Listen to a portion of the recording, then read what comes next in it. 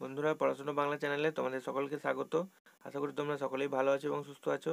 এই ভিডিওতে আমরা ক্লাস 3 বাংলার যে 15 মার্কসের মডেল অ্যাক্টিভিটি টাস্ক দিয়েছিল ফেব্রুয়ারিতে, তার উত্তরগুলো আমরা দেখে নেব।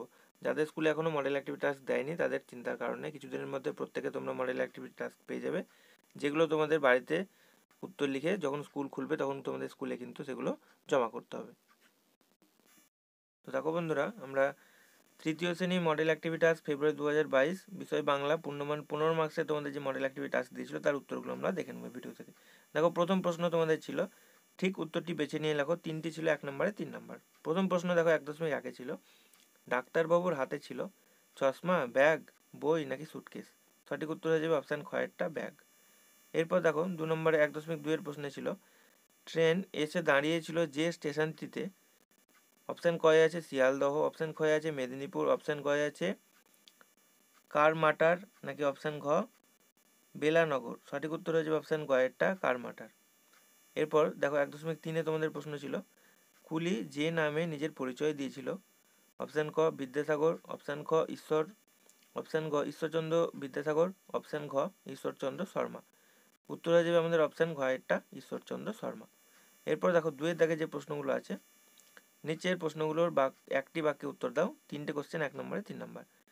2-এর 1 নম্বরে ছিল দেখো 2.1, ডাক্তারবাবু ট্রেন থেকে নেমে কুলি কুলি বলে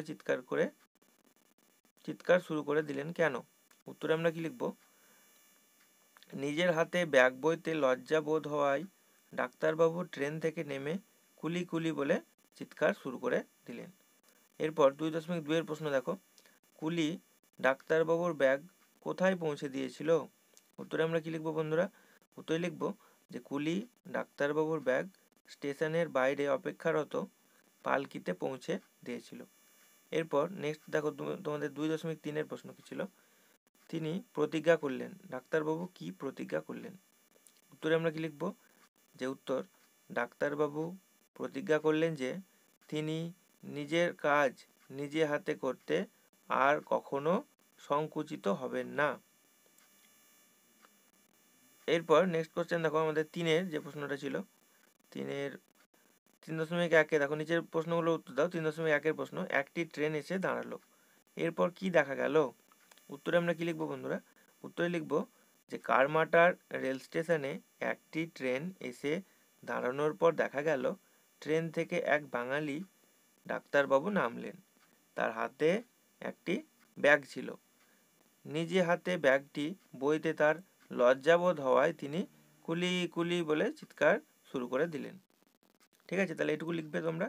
এরপর নেক্সট দেখো 3.2 যে প্রশ্নটা ছিল, কুলি বলল পয়সা লাগবে না, কেন সে কথা বলেছিল। উত্তরে আমরা কি লিখবো বন্ধুরা, উত্তরে লিখবো, ট্রেন থেকে নেমে ডাক্তারবাবু তার ব্যাগটি বয়ে নিয়ে যেতে লজ্জা পাচ্ছিলেন, তাই তাকে সাহায্য করবার জন্য ঈশ্বরচন্দ্র শর্মা ব্যাগটি বয়ে দিয়েছিলেন, পারিশ্রমিক নেওয়ার জন্য নয়।